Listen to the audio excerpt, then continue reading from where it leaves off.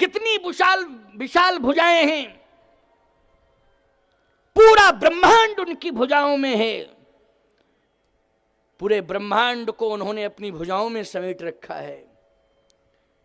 आपसे मेरी प्रार्थना है कि उनकी भुजाओं की शक्ति के बारे में टिप्पणी करने की कोई आवश्यकता नहीं है। अरे आपकी भुजा मैं जानती हूं कितनी ताकतवर है। श्री राम की भुजाएं छोड़िए, उनके छोटे भाई की भुजा में कितनी ताकत है, पहले यही समझ लो कितनी ताकत है। मंदोदरी बोली, रामानुज लघु रेख खिंचाई,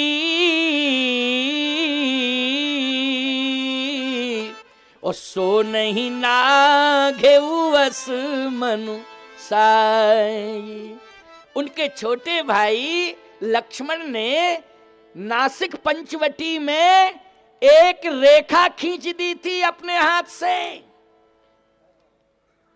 उनके छोटे भाई की भुजा ने एक रेखा खींच दी थी, तुम्हारी भुजा रेखा के अंदर नहीं जा पाई। यह है तुम्हारी बहादुरी। बात कितनी बढ़िया कही मंदोदरी ने, साधारण बात कही क्या। धन्य है मंदोदरी। लंका कांड से बोलो बहुत बड़ी शिक्षा मिल रही है कि नहीं मिल रही है। एक एक कांड साधारण नहीं है, हमारे जीवन में प्रेरणा देने वाला कांड है। लंका कांड को साधारण मत समझना। लेकिन बात यह है कि केवल झांझ मजीरा लेके बस अखंड रामायण कर लेते हो, ये परंपरा अच्छी है, मैं इसका समर्थन करता हूं, स्वागत करता हूं। लेकिन अखंड पारायण का पाठ करना जीवन में जरूरी है, लेकिन रामचरितमानस के मर्म को समझना बहुत जरूरी है। रामचरितमानस के मर्म को समझना बहुत जरूरी है। अखंड रामायण का पाठ करना जरूरी है, लेकिन रामायण के मर्म को समझना बहुत जरूरी है। आज ये जो शिविर लगा हुआ है, ये जो कथा हो रही है, बोलो रामायण के मर्म को ही समझने के लिए। रामानुज लघु रेख खिंचाई, सो नहीं नाघेउ अस मनु साई। रामानुज लघु रेख खिंचाई, सो नहीं नाघेउ अस मनु साई। सो नहीं नाघेउ असु मनु साई। सो नहीं नाघेउ अस मनु साई। सो नहीं नाघेउ अस मनु साई। उस समय आपकी बहादुरी कहां गई थी, ये बताओ। रावण बोला, मंदोदरी मैं तो रेखा पार कर रहा था, फिर क्यों नहीं किए। उसमें करंट सिस्टम था,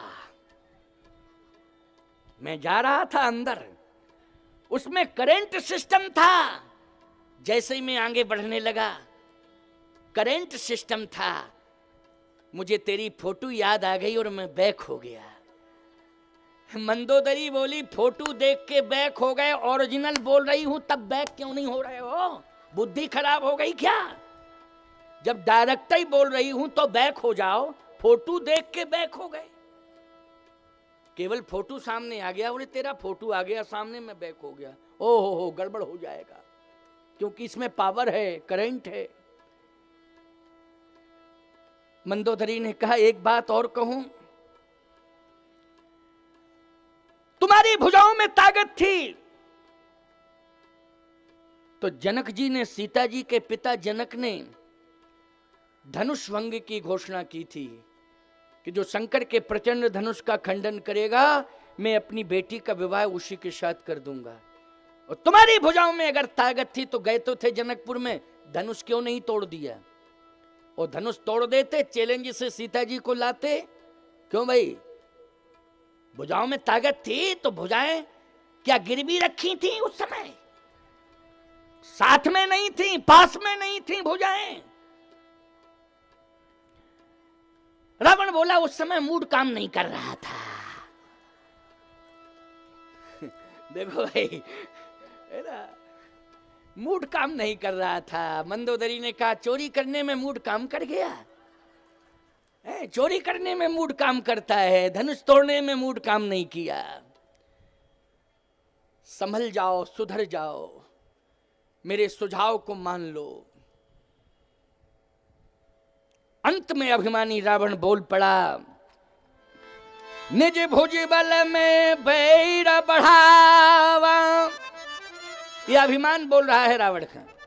निज भुज बल में बैर बढ़ावा, ओ दई हो उतर जुर पुचढ़ियावा।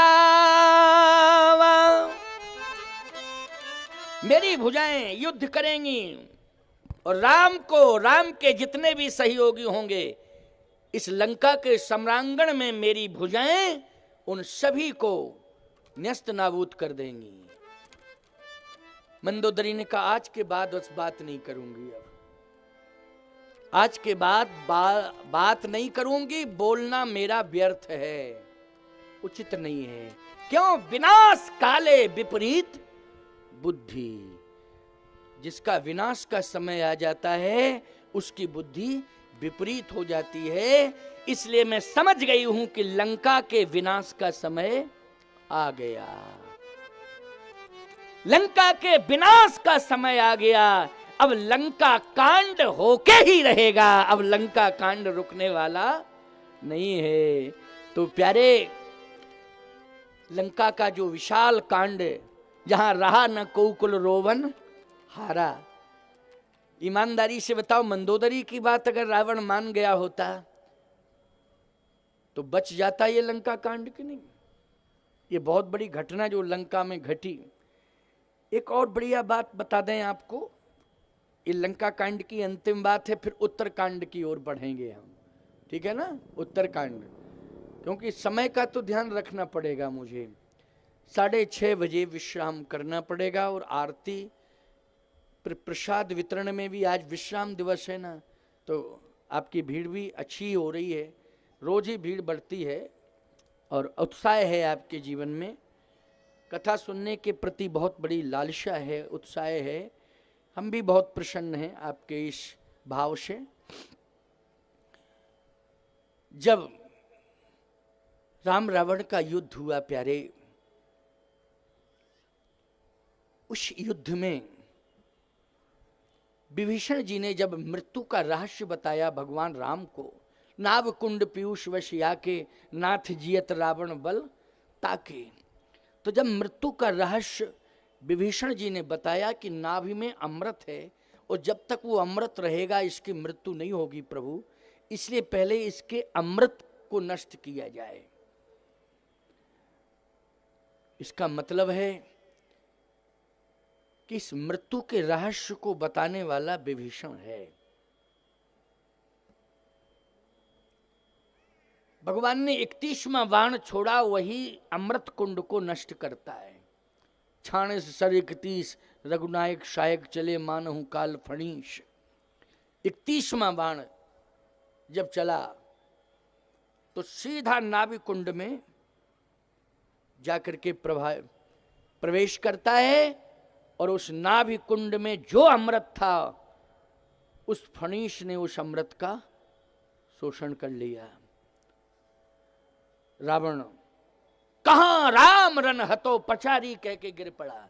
अंत में उसने ये कहा है, कहां राम रन हतो पचारी, और कह करके रावण गिर गया। जैसे ही रावण गिरा, मंदोदरी के पास सूचना पहुंची कि तुम्हारे पति की मृत्यु हो गई। मंदोदरी ने कहा, ये तो मैं समझ रही थी कि मृत्यु सुनिश्चित है, लेकिन जरा मैं देखना चाहती हूं कि मृत्यु के बाद क्या हुआ। मैंने अपने पति का जीवित अवस्था का स्वरूप देखा है, लेकिन मृत्यु के बाद का क्या स्वरूप है ये मैं देखना चाहती हूं। दौड़ पड़ी मंदोदरी, दौड़ पड़ी, और जैसे मंदोदरी दौड़ के आई तो देख क्या रही है, माथा पकड़ के रो रही है, और देख क्या रही है, दुर्दशा रावण की हो रही। काक कंक ले भुजा उड़ाही। कौआ जो है रावण की भुजा ले जा रहा है। ये रामायण का प्रमाण है, देखो लंका कांड का। मंदोदरी देख रही है ये। काक कंक ले भुजा उड़ाही, एक तेक छीन ले खाही। एक कौआ रावण की भुजा ले गया, दूसरा कौआ उस कौए से भुजा छीनता है, ले जाता है, फिर वो वापस आता है। इस तरह से बोलो ये दृश्य किसने देखा? मृत्यु के बाद का मंदोदरी ने देखा। मैं कहता हूं ये तो मैंने सुना है कि एक ऐसी अज्ञात लाश पड़ी थी जिसको गीधड़ कुत्ते और कौवे खा रहे थे। एकांत में ऐसी लाश पड़ी थी, लेकिन एकांत में वो रावण की लाश नहीं थी। बोलो थी क्या एकांत में? 33 करोड़ देवता देख रहे थे। रामादल में जितने वानर भालू थे वो सब देख रहे थे। स्वयं रावण का छोटा भाई विभीषण खड़ा हुआ था और थोड़ी ही देर में मंदोदरी आ गई। बोलो एकांत कहोगे इसे? नहीं नहीं, एकांत नहीं। सबकी आंखों के सामने वो दृश्य था और कोई कौए को रोकने की हिम्मत नहीं जुटा पा रहा था। अगर कोई कौओं को रोक रहा होता, अब बताओ भैया, ऐसा बलवान जिसके चलने से पृथ्वी कांपती थी, लेकिन उसकी भुजाओं को कौए ले जा रहे, उन कौओं को कोई रोक नहीं पा रहा। उन कौओं को कोई रोक ही नहीं पा रहा है। बोलो रोक पा रहा है क्या? बताओ जरा, कोई नहीं रोक पा रहा। ये दुर्दशा, ये विडंबना अन्यायी की मृत्यु के बाद की है। मंदोदरी ने रावण की लाश पर माथा पटक दिया और कहा मैंने पहले ही कहा था कि मेरी बात मान जाओ। मेरी बात नहीं मानी, ये दशा हुई। राम विमुख अस हाल तुम्हारा, और रहा न को कूल रोवनिहारा, रहा न को कूल रोवनिहारा। कोई कुल में रोने वाला नहीं रहा।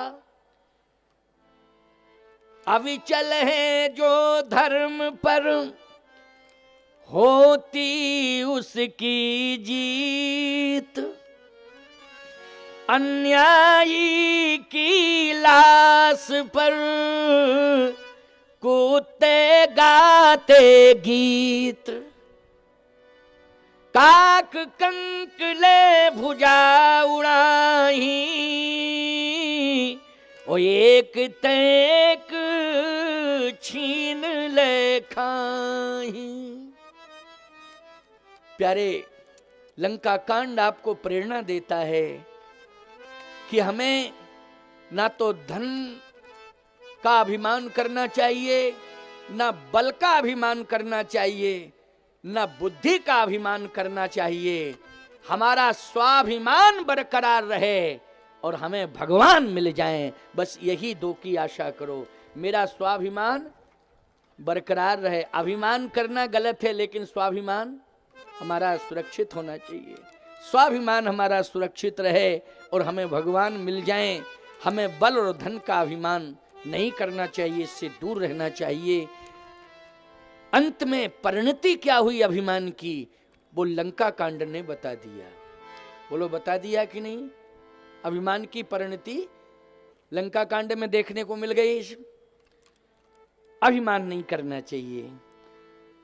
आइए अब उत्तरकांड में हम लोग थोड़ा प्रवेश कर रहे हैं। लगभग क्यों भैया सभी कांडों से जुड़ गए आप कि नहीं जुड़ गए इस कथा में? हैं? नहीं तो ये होता कि और कांड तो बहुत रह गए, लेकिन विस्तार फिर भविष्य में करूंगा। एक एक कांड की कथा का विस्तार बहुत अच्छे ढंग से होगा। भविष्य में फिर आएंगे ठाकुर जी की कृपा से, क्योंकि ठाकुर जी की कृपा तो होनी चाहिए, शरीर स्वस्थ रहे, और शरीर स्वस्थ रहे और शरीर ही रहे, स्वस्थ रहे और शरीर रहे, और शरीर स्वस्थ रहे, तो निश्चित रूप से कथा होती रहेगी। और भगवान से मैं प्रार्थना करूंगा कि हमारा शरीर रहे और हमारा शरीर स्वस्थ रहे, लेकिन हमारे श्रोताओं का भी शरीर सदा स्वस्थ रहे। तभी तो हम कथा सुनाएंगे, नहीं टेंट पंडाल को सुनाने आएंगे क्या? क्यों भाई? हमारे श्रोताओं का शरीर स्वस्थ रहे। भगवान से यही मैं प्रार्थना नित्य करता रहूंगा, और डायरेक्ट हमारी प्रार्थना स्वीकार करेंगे भगवान, क्योंकि डायरेक्ट कनेक्शन है। क्यों भाई, है कि नहीं? और तुम सभी भक्तों के स्वास्थ्य की मंगल कामना हम नित्य करेंगे, तो ठाकुर जी आप सबको भी पूर्ण स्वस्थ रखेंगे, मस्त रखेंगे, अच्छे कार्यों में व्यस्त रखेंगे। ये भगवान करेंगे निश्चित रूप से, ठाकुर जी की कृपा रहेगी। उत्तरकांड। रावण तो मर गया, विभीषण जी सिंहासनासीन हुए। भगवान राम को भरत की याद आ रही है, भरत की याद आ रही है भगवान राम को। तुलसीदास जी से पूछा कि भगवान को भरत की याद आ रही है, क्यों आ रही है याद? इसलिए कि चित्रकूट में भरत जी से ये कहा था कि मैं अवध में अवधि के अंतर्गत आऊंगा। भरत तुम मेरी बात पर विश्वास रखो और तुम जाओ वापस अयोध्या, मैं अवध में अवधि के अंतर्गत आऊंगा।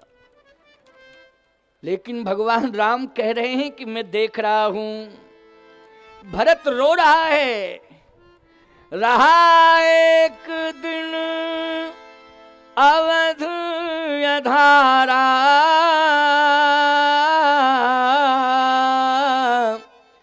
समझत मन दुख भयउ अपारा, कारण कवन नाथ नहीं आयु, जान कुटिल की धोमोए बिसरायु, कपटी कुटिल मोहे प्रभु चीन्हा, ताते नाथ संग नहीं लीना। मैं कपटी हूं, कुटिली हूं, अधम हूं। उस अधम को चित्रकूट से वापस कर दिया। लक्ष्मण, तुम्हारे जैसा भाग्यवान दूसरा कोई है नहीं, तुम्हारे जैसा बड़भागी कोई दूसरा नहीं। आहे धन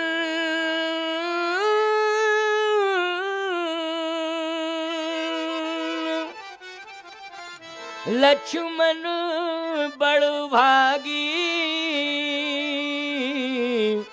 राम पदार बिंद अनुरागी। अहे धन्य लक्ष्मण बड़भागी।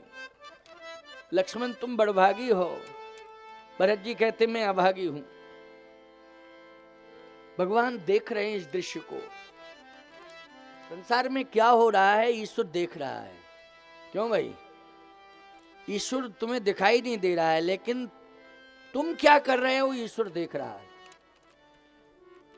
संसार की नजरों से तुम छिप सकते हो, अपने को छिपा सकते हो, लेकिन परमात्मा की नजरों से क्या तुम छिप सकते हो? नहीं, वो सब देख रहा है। कौन क्या कर रहा है? ईश्वर सब देख रहा है, लेकिन इतना गंभीर है कि वो बोल नहीं रहा है तुमसे। वो गंभीर है। वो कहता है कि अभी तुम अपने मन का काम करो, जब मेरी अदालत में आओगे तब पाई पाई से हिसाब लूंगा। समझ गए हो कि नहीं? वो गंभीर है, समुद्र से भी ज्यादा गंभीर है। समुद्र में कितनी गहराई है इसका भी मापदंड नहीं है कोई, लेकिन शायद कोई समुद्र की गहराई को माप सकता है, लेकिन परमात्मा कितना गंभीर है इस मापदंड को कोई लेकर के नहीं जा सकता ईश्वर के पास, ना उसकी गंभीरता की गहराई को माप सकता है। ईश्वर कितना गहरा है, गंभीर है, कितना गंभीर है। आज भरत जी को देख लिया, भरत तो बेचैन हो रहा है। भगवान भी यहां आंखों में आंसू भर के कहने लगे। तुलसीदास जी ने लिखा, बीते अवध जाऊं जो तुझियत न पावहु वीर, सुमिरत अनुज प्रीति प्रभु, पुनि पुनि पुलक शरीर। पुनि पुनि पुलक शरीर। राम जी कह रहे हैं कि यदि अवध में, अवध के उपरांत पहुंचूंगा तो अपने भरत भाई को जीवित नहीं पाऊंगा। अब क्या करूं? सोच ही रहे थे, तब तक हनुमान जी आ गए। जैसे हनुमान जी आए, हनुमान जी ने कहा, प्रभु आप रो क्यों रहे हैं? अब रावण तो मर ही गया, बच कौन गया बता दो तो उसको भी हम निपटा दें। भाई रावण तो मर गया, अब कौन बच गया? भगवान राम ने कहा, नहीं नहीं हनुमान,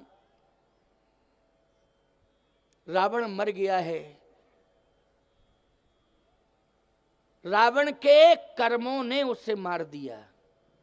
किसने मार दिया? कर्मों ने। लेकिन अगर रावण मर गया, लंका में, अयोध्या में मेरा भाई भरत मर गया, तो फिर क्या तुलना होगी? कि देखो परिणाम सामने आ गया कि रावण को मारा, उधर भाई मर गया। ये बदनामी किसके हाथ में लगेगी बोलो? हनुमान जी ने कहा, मेरी समझ में एक बात नहीं आ रही है कि काल हिम्मत कैसे जुटा रहा है कि भरत जी को मारने के लिए जा रहा है। हे प्रभु, लक्ष्मण के ऊपर भी प्राणघातक हमला हुआ था, इसी लंका में हुआ था। आपने भी ये कह दिया था कि जय हो अवध कवन मोहि लाही, नारी हेतु प्रिय बंधु गमाई। आपने ये कहा था, उदास हो गए थे आप, लेकिन मैंने आपको सांत्वना दी थी, और केवल सांत्वना ही नहीं दी थी। सुखैन वैद्य ने जो उपाय बताया था, जिस औषधि के बारे में मैं समय से वो औषधि लाया था, वो संजीवनी लाया था, और लक्ष्मण जी को जीवंत मिला था कि नहीं? आप मेरे ऊपर विश्वास करें, कोई वैद्य ऐसा बता दो जिसको लेके हम पहुंच जाएं, और वो वैद्य औषधि बता दे जिस औषधि से भरत के प्राण रक्षा हो। आप बताइए। तो भगवान राम ने कहा, यही तो मुश्किल है। लक्ष्मण के पास संजीवनी बूटी आई, और संजीवनी बूटी ने लक्ष्मण को जीवंत दे दिया।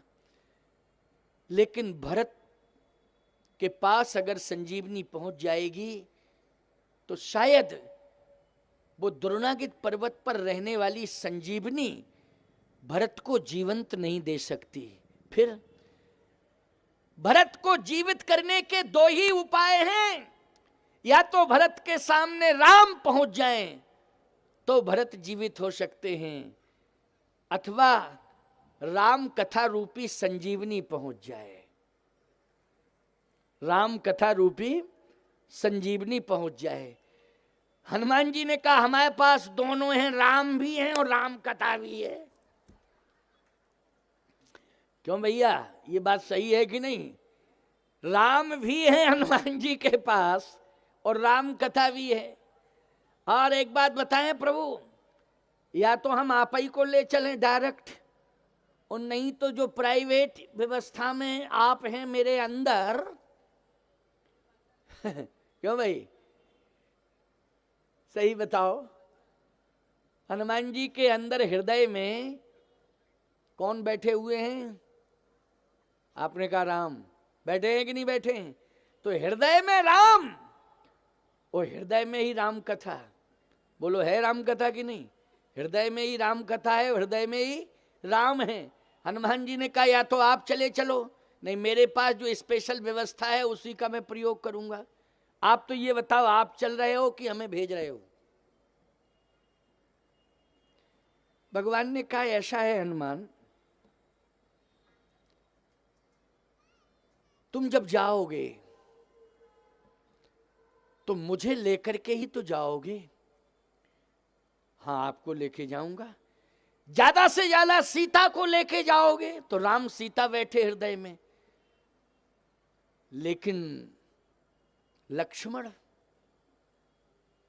तो भरत ये प्रश्न करेगा ना, मुझसे ही प्रश्न करेगा कि लक्ष्मण कहाँ है, तो मैं यही कहूंगा कि पीछे आ रहा है, पीछे आ रहा है। तो भरत जी यही कहेंगे कि साथ में ले गए थे लेकिन छोड़ के चले आए आप। साथ में जब अयोध्या से ले गए थे तो अयोध्या में साथ में ही लेके आना चाहिए था।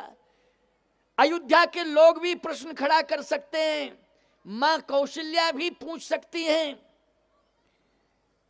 हे हनुमान, सत्य तो यह है कि भरत अगर मुझे नहीं प्राप्त करेगा, लक्ष्मण को नहीं देखेगा, सीता को नहीं देखेगा, तो कुछ भी डिसीजन ले सकता है। तो तीनों एक साथ कैसे जा सकते हैं, इसके लिए क्या व्यवस्था है? हनुमान जी ने कहा इसके लिए व्यवस्था है विमान, पुष्पक विमान। तीनों चले जाएंगे, वो जितने हैं वे सब चले जाएंगे, कोई दिक्कत, कोई रह ही नहीं जाएगा। पुष्पक विमान। तो कहा पुष्पक विमान बुलाओ। पुष्पक विमान आया साहब, तो पुष्पक विमान में राम, लक्ष्मण और जानकी तीनों तो बैठे ही, लेकिन जितने बंदर भालू थे, बोलो वो सब बैठ गए कि नहीं बैठ गए? पुष्पक विमान इतना बड़ा, एक सज्जन बोले महाराज इतना बड़ा था पुष्पक विमान। अरे पुष्पक विमान तो इतना बड़ा था कि उसमें बढ़ने की क्षमता थी, पूरी बंबई बैठ जाए फिर एक सीट खाली। हाँ, पूरा महाराष्ट्र बैठ जाए एक सीट खाली, पूरा भारत बैठ जाए एक सीट खाली, पूरा विश्व बैठ जाए एक सीट खाली। बढ़ता रहता था पुष्पक विमान। क्यों? एक सज्जन बोले महाराज इतना क्षेत्रफल कैसे? हमने कहा जब रहने वाले लोग अंदर जा रहे हैं तो जगह खाली हो गई पीछे। क्यों भाई? जगह पीछे खाली, जब सब रहने वाले लोग जब विमान में अंदर आ रहे हैं तो जगह खाली, विमान को जगह मिल रही है बढ़ने के लिए, विमान बढ़ता रहता था। ये उसमें क्षमता थी, ये वरदान प्राप्त था पुष्पक विमान को। हनुमान जी ने कहा कि अब विमान आ गया है, सभी बैठ गए, बानर भालू भी बैठे, अब क्या दिक्कत है? भगवान बोले लेकिन विमान से तो चलो, कहो कि ये चले। विमान से हनुमान जी ने कहा कि अब विलंब नहीं करो, जल्दी चलो। पुष्पक विमान चला। जैसे पुष्पक विमान चला साहब, प्रयागराज में पुष्पक विमान पहुंचा, और जैसे प्रयाग में पुष्पक विमान पहुंचा तो भगवान राम ने कहा हनुमान इधर आओ। जिस गति से ये विमान चल रहा है, समय से ये विमान मुझे अयोध्या नहीं पहुंचाएगा। उस समय से यदि ये विमान अयोध्या नहीं पहुंचाएगा तो निश्चित रूप से भरत के प्राण नहीं बचेंगे। अब क्या होना चाहिए? हनुमान जी ने कहा विमान नहीं पहुंचाएगा लेकिन हनुमान तो पहुंचाएगा। आप बैठिए हनुमान जी के कंधे पर, अभी ले जाता हूं। हनुमान जी में ये क्षमता है कि एक कंधे, एक साइड में श्री राम जी, दूसरी तरफ श्री जानकी जी भी बैठ जाती, और लक्ष्मण जी की पूंछ बड़ी मजबूत है। लक्ष्मण जी तो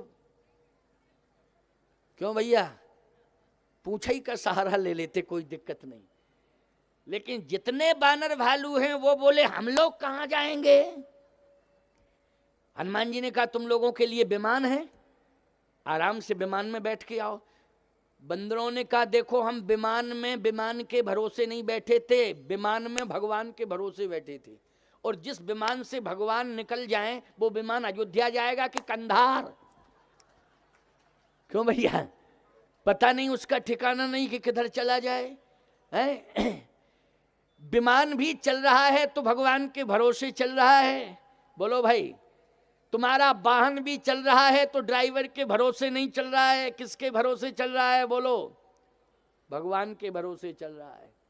तुम कहो महाराज ड्राइवर बहुत होशियार है, अरे तुम्हारा ड्राइवर होशियार है और सामने वाले का ना हुआ होशियार तो क्या करोगे? तुम कहाँ जाओगे? बोलो भाई, वो उसका लक्ष्य ही कुछ बन जाए अथवा वो मूर्खता का परिचय दे दे तो आखिर तुम कहाँ जाओगे? इसलिए होशियारी मत बताना, ना वाहन पे भरोसा करना, ना ड्राइवर पे भरोसा करना, ना सड़क पर भरोसा करना, भगवान पर भरोसा करना कि भगवान के सहारे हम चल रहे हैं। और जाको राखे साइया मार सके न कोई, बाल न बांका कर सके चाहे जो जग बैरी होए। इसलिए भगवान के भरोसे घर चलाओ, भगवान के भरोसे वाहन चलाओ और भगवान के भरोसे ही व्यापार चलाओ प्यारे। भगवान पर भरोसा करो। ईश्वर की सत्ता विलक्षण सत्ता है, ईश्वर की सत्ता ताकतवर सत्ता है, सामर्थ्य है उसमें। इसलिए समर्थ प्रभु राम की शरण में रहो, उन पर विश्वास करो और निश्चिंत होकर के रहो। चिंता करने की कोई जरूरत